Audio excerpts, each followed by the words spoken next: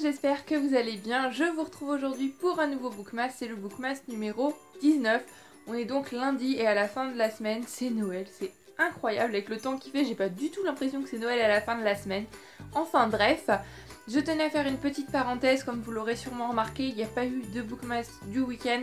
Parce que comme je vous l'avais dit, je savais pas trop si j'allais vlogger, etc. puisque je passais le week-end en famille. Et finalement, j'ai pas eu le courage de vlogger, j'ai tout simplement profité de ma famille, profité de l'émotion qu'il y avait, profité du moment et j'ai passé un week-end incroyable. La surprise a été totalement réussie pour ma grand-mère et voilà, il y a eu de l'émotion, il y a eu des très beaux souvenirs et je pense avoir passé un super week-end. Et ça m'a fait une petite coupure des vlogs. Donc là, je suis de retour, on est lundi, je reprends la caméra, je revlog à nouveau. Aujourd'hui c'est no make-up day, hein, pas de maquillage, tenue complètement cool parce qu'il faut que je récupère, se coucher tard 2 soirs de suite, j'ai un petit peu de mal. Pour faire un petit point au niveau lecture, j'ai enfin terminé 13 à table. Et j'ai tout simplement adoré, donc je vais pas trop vous parler des autres nouvelles que j'ai lues parce que si je commence à vous faire un point pour chaque nouvelle ça va être un petit peu long. Je vais simplement vous dire que j'ai eu un petit peu de mal avec celle de Franck Tillier, je crois que j'ai pas tout compris, mais celle de Bernard Werber j'ai adoré. Si ce n'est que là, j'ai un petit peu peur de manger des fruits de mer à la fin de la semaine parce que, voilà, je sais pas, ça m'a perturbé toutes ces histoires de langoustes. Si vous l'avez lu, n'hésitez pas à me donner votre avis. En tous les cas, ce livre était bien sympa et comme je m'y attendais, ça a permis de me faire découvrir des auteurs que je connaissais pas forcément. Et c'était super cool, donc j'ai hâte d'en lire d'autres. J'ai notamment l'édition de cette année, mais je pense que je vais faire une pause à ce niveau-là, que je vais commencer un autre livre sur la liseuse ou bien le tome 2 de la pâtisserie Bliss. Je sais pas trop encore, mais je vais lire aujourd'hui parce qu'au programme c'est ordi, série, lecture, vraiment la journée cocooning, récupération par excellence. On va pas se prendre la tête, je vais pas faire des trucs complètement de fou, donc je sais pas si ça va être super intéressant pour vous. Mais pour moi, ça va être très simple, on va dire. Donc voilà un petit peu pour les nouvelles. En attendant le prochain moment où je reprends la caméra, je sais pas trop quand ce sera. Et bien je vous fais à tous plein de bisous et je vous dis à plus tard. La booktubeuse du jour, je voudrais aujourd'hui vous parler de Hajar de la chaîne Hajar Read, qui est une super booktubeuse qui parle beaucoup de livres un petit peu philosophiques et c'est un genre que je lis pas, qui m'attire pas particulièrement, mais quand je vois ses vidéos elle sait quand même me donner envie et ça je trouve ça génial. Donc si les livres philosophiques etc ça vous fait pas tellement envie que ça, n'hésitez pas à aller faire un tour sur sa chaîne parce que je vous assure qu'après être allé faire un tour par ici, ça vous donnera sûrement très envie d'en découvrir. C'est une personne qui est très intéressante, très passionnante et on sent qu'elle parle avec beaucoup de passion des livres qu'elle lit. Donc voilà, même si c'est un genre que je lis pas particulièrement, elle parle aussi de littérature classique, parfois de dystopie, je vous invite quand même à aller faire un tour parce que sa chaîne est vraiment très intéressante et ça vaut le détour. Je viens de recevoir un colis et encore une fois j'étais trop impatiente, je l'ai déballé et je ne vous l'ai pas unboxé, je suis vraiment une vlogueuse en carton en fait, j'ai pas encore pris ce réflexe de mettre la caméra pour le déballer mais je vais quand même vous le montrer parce que en plus de ça c'est un livre, donc ça vient des éditions de La Gouttière et j'ai gagné ça avec un jeu concours sur le site Culture BD que je vous invite vraiment à aller voir parce qu'il y a plein de super jeux concours et c'était un super paquet, donc je vais vous montrer tout ça. Tout d'abord, on avait une superbe carte qui m'expliquait donc que j'avais gagné, qui me remerciait de ma participation, etc. Elle est juste trop mignonne. Et j'étais en train de fondre sur cette carte quand j'ai vu qu'il y en avait un paquet d'autres. Voilà, il y a celle-ci avec un chat. Je pense qu'elles vont être accrochées dans ma chambre parce que je les trouve trop belles. Celle-là, je l'adore avec un petit canard et c'est écrit DuckTales. On a des cartes un petit peu plus classiques mais qui restent super originales, je les trouve super top. C'est des fan art apparemment. On a encore quelques-unes. Trappeur de rien, donc j'ai eu le tome 2 de cette bande dessinée là, Trappeur de rien. Dédicacé, en plus je vais vous montrer ça, je suis trop heureuse, c'est super beau. Et voilà. Il y en a peut-être qui vont me servir de marque-page, je pense. Ensuite, j'ai eu le catalogue 2016, donc des éditions de La Gouttière. Super intéressant à regarder. Et la bande dessinée, donc le tome 2, Trappeur de rien. Je ne connais absolument pas, malheureusement, j'ai pas le tome 1. Mais en l'ouvrant, la première chose que j'ai vue, c'est ça. Et c'est trop mignon, c'est dédicacé. Et en plus, la dédicace est trop chou. Donc je pense que ça va se lire assez rapidement. J'aime beaucoup les dessins. Voilà.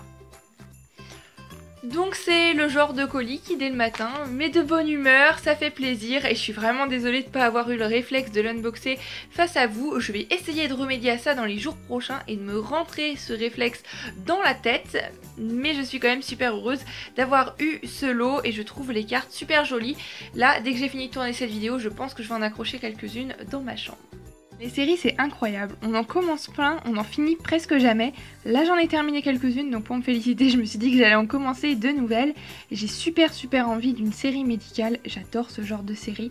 Du coup sur Beta Série je suis tombée sur Nina que je connais pas trop, je sais que ça passait à la télé pendant un moment de temps. C'est une série médicale française, donc je vais tester, je vais regarder le premier épisode, on verra bien.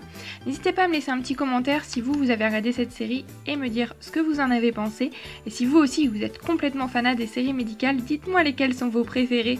Pour ma part, j'aime beaucoup Grey's Anatomy, Chicago Fire, bien évidemment, Private Practice. Je pense qu'il y en a tellement que j'adore, j'aurais du mal à en choisir qu'une seule. En tous les cas, là, je vais me lancer dans une nouvelle. On va voir ce que ça donne. Je vous redis ça quand j'aurai regardé le premier épisode.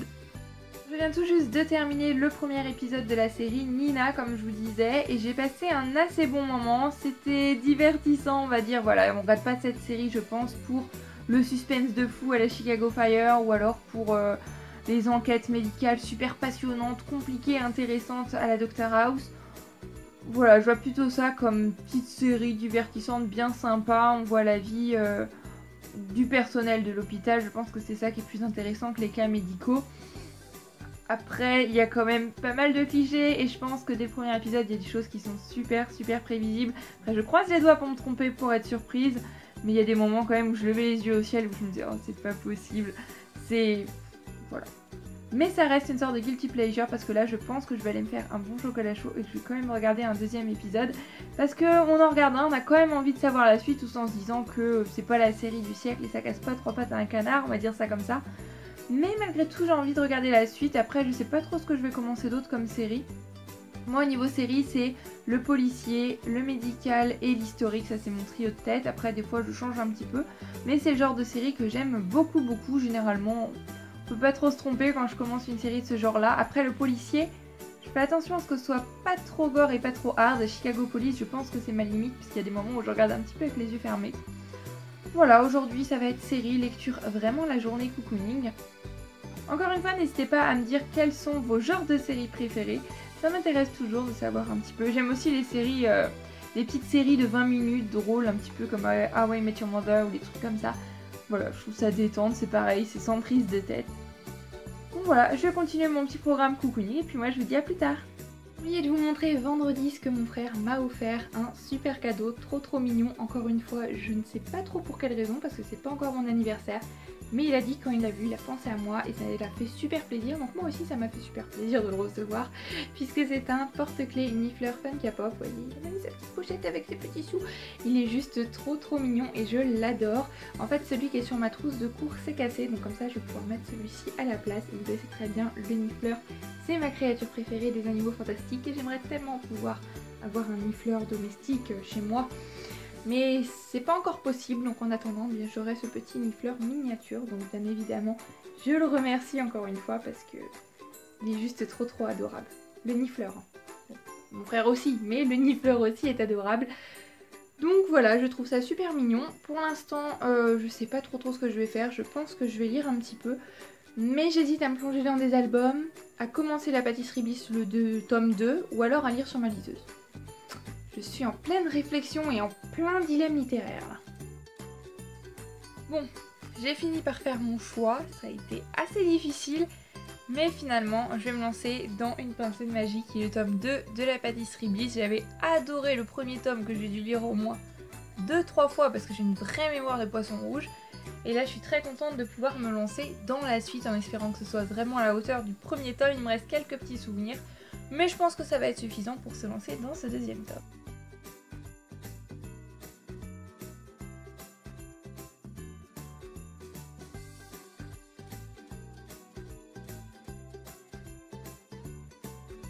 Bien avancé dans la pâtisserie Bliss, voilà, je suis au chapitre 6 et j'aime beaucoup. Dès le début on est dedans, on perd vraiment pas de temps à rappeler les tomes précédents.